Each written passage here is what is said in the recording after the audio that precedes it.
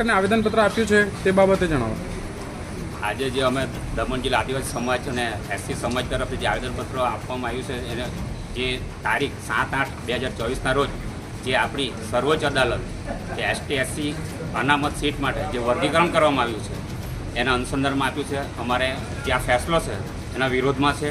આજે પૂરા ભારતની અંદર SC/STએ બંધનું એલાન પણ કરેલું છે અને તેમને અમે ટેકો પણ જાહેર કરેલો છે.